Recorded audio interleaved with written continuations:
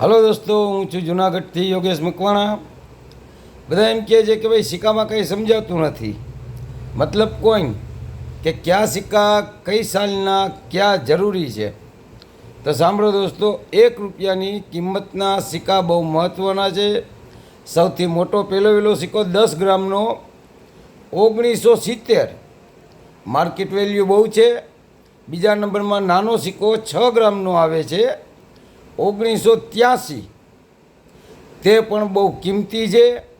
એના પછીનો સિક્કો છે 1985, ખાલી કોપરનો, કોપર નિકલનો નહીં, ખાલી કોપરનો 1985નો એચ માર્કવાળો, તે પણ બહુ કિંમતી છે. એમાં ને એમાં પાછો સ્ટીલનો પણ સિક્કો આવે છે દોસ્તો, એથી વધારે કિંમતી છે. ને એના પછીનો જે સિક્કો છે તે પણ 6 ગ્રામનો જ છે ને તે છે 1991 નોયડાનો, તે પણ બહુ કિંમતી છે.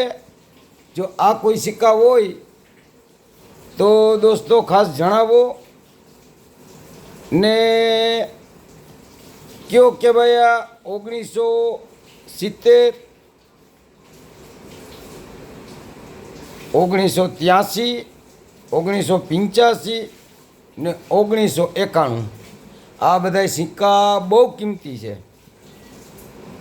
તો હોય તો કોમેન્ટ કરો, મેસેજ કરો ને જણાવો. જય હિન્દ, જય ભારત.